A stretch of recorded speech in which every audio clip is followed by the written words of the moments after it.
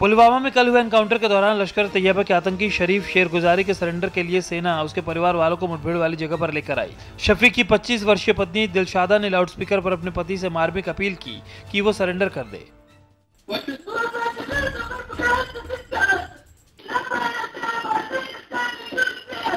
लेकिन वो बाहर नहीं आया और रुक रुक कर फायरिंग करता रहा।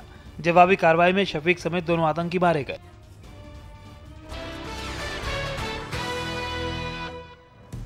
सैफुल्लाह के पिता के सैफुल्लाह के शव लेने से इनकार के बाद अब खुरासान मॉड्यूल के एक और आतंकी गौस मोहम्मद के बेटे ने भी कहा है कि अगर उसके पिता दोषी हैं तो सजा हो। गौस के बेटे ने कहा कि अगर वो देश के दुश्मन हैं तो हमारे भी दुश्मन हैं। अगर उन्होंने किया है, अगर वो इन्वॉल्व हैं इस मामले में, तो अफसोस करना और न करना सब बेकार है। यूपी पुलिस ने कानपुर से ISIS खुरासान मॉड्यूल के आतंकी गौस मोहम्मद को एक और आतंकी के साथ गिरफ्तार किया है। ये दोनों दिल्ली आने की फिराक में थे।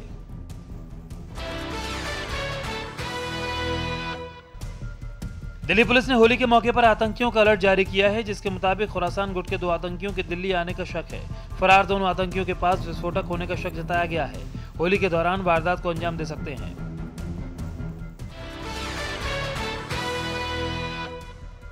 दिल्ली मेट्रो की चपेट में आने से एक शख्स की मौत की CCTV की तस्वीर सामने आई है। घटना दिल्ली के जनकपुर स्टेशन की है। बुधवार सुबह 55 साल के नरेंद्र सिंह मेट्रो का इंतजार कर रहे थे कि तभी वो अचानक प्लेटफॉर्म के नीचे ट्रैक पर गिर गए। जब तक वहां मौजूद लोग कुछ कर पाते तभी ट्रेन आ गई और ट्रेन ने उन्हें कुचल दिया। CCTV तस्वीर देखने के बाद पुलिस ने बताया कि एक हादसा था।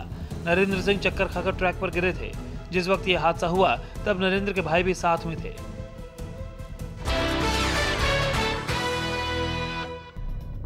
ग्रेटर नोएडा के यूको बैंक में दिन दहाड़े हुई 13 लाख रुपए की लूट की CCTV तस्वीर सामने आई है।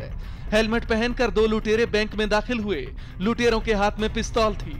साथ ही लुटेरे कह रहे थे कि उन्होंने अपने शरीर पर बम बांधा हुआ है। बम और बंदूक का डर दिखाकर लुटेरों ने बैंक कर्मचारियों को एक कमरे में बंद किया और फिर कैश काउंटर पर जितना भी कैश था बैग में डालकर फरार हो गए।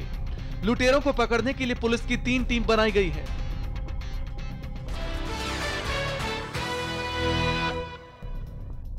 भोपाल में एक निर्माणाधीन इमारत गिरने से एक शख्स की मौत हो गई और 15 लोग घायल हो गए। घटना भोपाल की कांसैया गांव की है, जहां central academy for police training की इमारत बन रही थी। बिल्डिंग में मजदूर काम कर रहे थे कि गुरुवार शाम अचानक बिल्डिंग की दूसरी मंजिल की छत भरभरा कर गिर गई।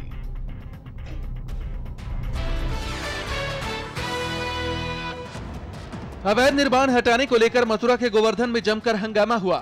NGT के आदेश पर गोवर्धन परिक्रमा मार्ग से अतिक्रमण हटाने गई विकास प्राधिकरण और पुलिस की टीम पर आसपास के लोगों ने जमकर पथराव किया। कुल 11 अवैध निर्माण गिराए गए। कार्रवाई के विरोध में भीड़ उग्र हो गई और पथराव शुरू कर दिया। जाम लगा दिया। भीड़ को तितर बितर करने के लिए पुलिस को बल प्रयोग करना पड़ा।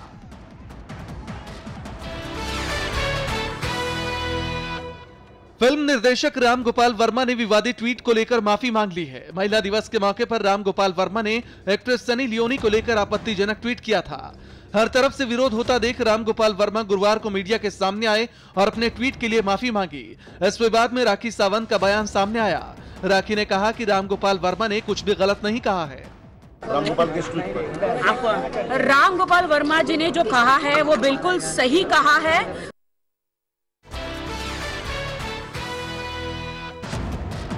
पहाड़ी इलाके से लेकर मैदान तक मौसम अचानक बदल गया है। शिमला में ताजा बर्फबारी हुई तो दिल्ली में कई जगहों पर बारिश के साथ ओले गिरे। बर्फबारी और ओले गिरने से एक बार फिर मौसम ठंडा हो गया है। बुधवार को कुफरी में बर्फबारी हुई तो गुरुवार को शिमला में भी बर्फ गिरी। इसके अलावा मनाली, कल्पा, केलांग में भी ताजा बर्फबारी हुई।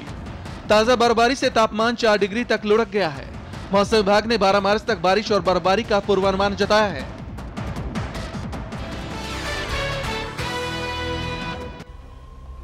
अफ्रीकी देश माडागास्कर में तूफान से भारी तबाही हुई है। अब तक 5 लोगों की मौत हो चुकी है, जबकि 10,000 से ज्यादा लोग बेघर हो चुके हैं। चक्रवात तूफान की वजह से सैकड़ों मकान क्षतिग्रस्त हो गए। हवा इतनी तेज थी कि सैकड़ों पेड़ टूट गए। कई जगहों पर बिजली के खंभे टूटने से बिजली सेवा पर भी असर पड़ा है। कई इलाकों में बत्ती गुल हो गई। तूफान से सड़कों पर खड़ी गाड़ियों को भी नुकसान पहुंचा।